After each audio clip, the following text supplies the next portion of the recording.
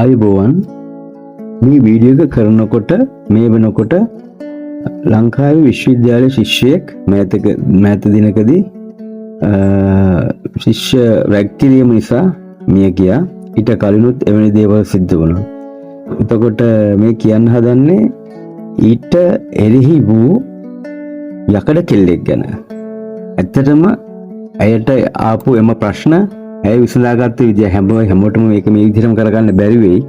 ඒ වුණාට අපි බලමු මේ මුහුණ දුන්න මේ අත්දැකීමට මුහුණ දුන්න මේ අභියෝගයකට මුහුණ දුන්න යුවතිය කවුද කියලා. ඇයගේ නම නදී කම්මැල්ලවීර. එතකොට නදී කම්මැල්ලවීර කියන්නේ කලින් කසුම් කල්ලහර සංගීතඥයා විවාහ වී සිටි තැනැත්තියයි. මේ වසර 30කට පෙර ඇයගේ විශ්වවිද්‍යාල ජීවිතයේ සිදු වූ ඇය ප්‍රකාශ කළ දෙයකින් උපුටා ගන්නා ලද්දකි. ගොඩ දෙනෙක්ට එය කියවන්න බැරි වුණ නිසා ඉතා වැදගත් රසවත් දෙයක් නිසා මෙලෙස වීඩියෝ එකක් විදිහට අපි ඔබට ගේනවා. එතකොට මේ අභියෝගයට මුහුණ දුන්න යකඩ කෙල්ල නදී කම්මැල්ලවීරගේ නවක වදයට එරෙහි සටන් කාලයේ වසර 30කට පෙරයි. ශ්‍රී ලංකාවේ විශිෂ්ටම උසස් අධ්‍යාපන ආයතනයක් වන කොළඹ විශ්වවිද්‍යාලය.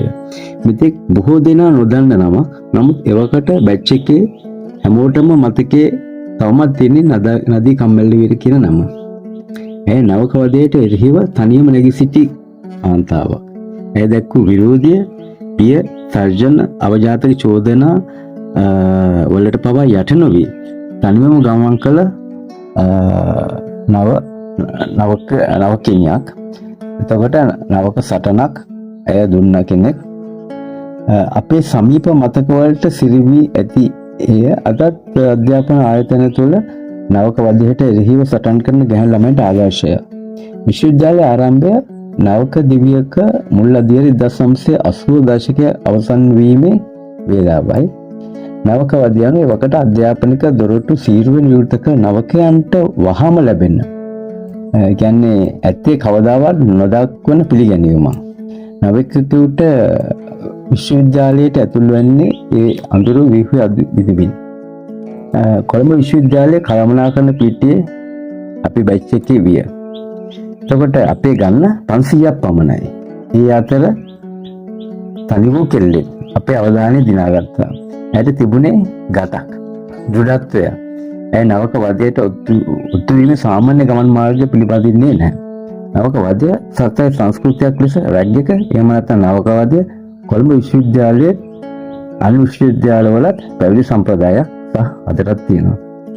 බොහෝ දුරට එය සරසවි සංස්කෘතියේ භාගයක් ලෙස පවා සැලකුණා. නවකයෙකුට මේකෙන් බේරෙන්න පුළුවන් කියන අදහස බොහෝ විට නොසිතූ හැටියට මේ ක්‍රියාවලියේ ලැබී ආවේ අංග ආගමික උරුමයක් වගේ.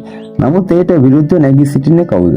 අත වශයෙන්ම කොළඹ විශ්වවිද්‍යාලයේ නවක වදය තරමක් සමහර විට මෘදු ලෙස සැලකුණු නමුත් නදීගේ ආරම්භය අහඹු ලෙස නිරෝගී දිවියක් නිරෝගී නොවුණා. තනියම විරුද්ධ වූ කාන්තාවක් නදී. මුල් මාස 3ේදී පාඨශාලා තුළ බහුතරය පසුපසින් පිට වෙද්දී ඇය තනියම සිටිනවා. රැක් සඳහා ගොඩ වී ඇවිත් ආචාර්යවරයා පිටවීමෙන් පසු දොර වැහුවාම ජ්‍යෙෂ්ඨයන් ආරක්ෂාව සපයන ලෙස වට වෙලා ඉන්නවා. නමුත් නදී දොර විවෘත කරලා පිට වෙනවා. මොරකාරයන්ට ඔවුන්ගේ තර්ජන වලට ඇය අහුම්කම් දුන්නෙත් නැහැ. නවක වදයට එරෙහි වූ ඇය දැක්වූ මෙම පෞරුෂය තවත් කිසිවෙකුගෙන් දක්න ලැබුණේ නැහැ. චූබකට වෛරය සහ තර්ජනය තමයි ඇයට එරෙහි වූ ආරම්භ වුණු දේශපාලන සමාජයක වෛරය පදනම. එක් දිනක් ඇයට අත්විඳින්න වුණා අපි කියනවා බ්‍රිතන් රිචුවල් එක චූබකට. එහෙම නැත්නම් human waste bucket කියන ඇති අවාසි below the belt ලෙසට හඳුන්වන්න පුළුවන් ක්‍රියාවක්. ඇත්තටම මෙය විශ්වවිද්‍යාලය ගිහිල්ලා මෙම නවක වදයට එහෙම නැත්නම් රැග් එකට මුහුණ දුන්න කෙනෙක් මෙම වචන ටික හොඳට දන්නවා. සාමාන්‍ය කෙනෙක්ට මේ වැඩි අහන්න ලැබෙන්නේ නැති නිසා අත්විඳින්න ලැබෙන අඩුයි.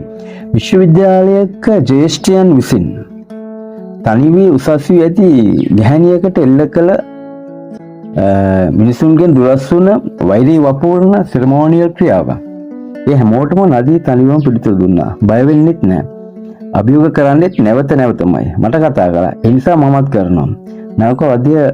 නවක වදයක මනෝභාව විශ්වවිද්‍යාලයේ සංස්කෘතියේ මූලික ගැටලුවක් තමයි. අපිට මෙහෙම කළා. ඒ නිසා අපි ආයෙත් එහෙම කරමු කියන අදහස.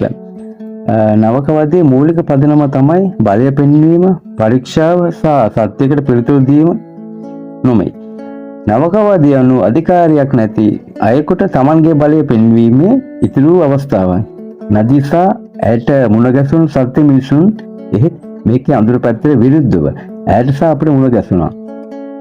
සමහර හොඳ මිනිසුන් නවකවාදී භීෂණ පසුබිම් තුළ සමහර අය මේට සූදානම් නොවි හැකිතරමින් මේට විරුද්ධ වී හැසිරුණා.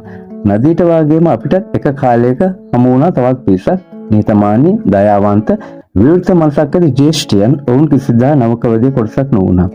අප්වාමි, ෆිසිකල් රැක් සහ මානසික ව්‍යාධිකරණය තුළ පීඨයේ තිබුණු අප්වාමි කියන නැමැති ජ්‍යෙෂ්ඨයෙක් හැමදාම අපිට හමු වන්නේ නවකවාදයක් නිසා. ඔහුගේ හැසිරීම පෞරුෂව සිටි නවක වදේ විදින කෙනෙක් නෙවෙයි. නමුත් ඔහු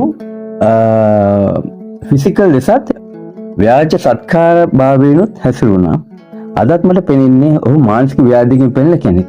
ඒ වගේම රැකියා කරමින් සිටි අයියලා පවා නවකවාදයට පමණ කැම්පස් එකට එනවා කියලාත් අපි දැක්කා. මේක ඇත්තටම මානසික ව්‍යාධියක් තමයි. එක අතකට බැලුවොත් එහෙම ඒක තමයි මේ මානසික ව්‍යාධියෙන් පිළින අපේ මේ කට්ටියක්. මේගොල්ලෝ තමයි කවදාහරි දවසක පාතාලයට එන්නේ උපාධිය සමත් වෙලත් රස්සාවක් හොයා ගන්නකම් සමහරවිට මේ පාර්ට් ටයිම් එක මේගොල්ලෝ කරන්න පුළුවන්. ඒක අපේ අලුත් අවබෝධයක වාරයක්. නවකවාදී විශ්වවිද්‍යාලයේ උපසංස්කෘතියක්. ඇත්තටම අවසානයේදී විශ්වවිද්‍යාලයේ නවකවාදී අනු සංස්කෘතියක් නෙවෙයි. ඒ සීමිත මනුෂ්‍යයන් පිරිසකගේ මනෝභාවයක දුර්වල පෞරුෂය. ව්‍යාජ නීති පද්ධතියක් හෙවත් බීන් උපජාතක විලාසයකින් ප්‍රතිඵලයක්. නදී කම්මැල්ල වීරවැනි අය නැගී සිටින්නේ එම විලාසය අභියෝග කිරීම සඳහා. අවසානය නදීගේ උරුමය අද නදී සිටින්නේ කොතනදයි අපිට තහවුරු නැහැ. නමුත් ඇගේ කතාව අපේ විශ්වවිද්‍යාල තුළදී කියවිය යුතු, පොත්වල තිබිය යුතුයි.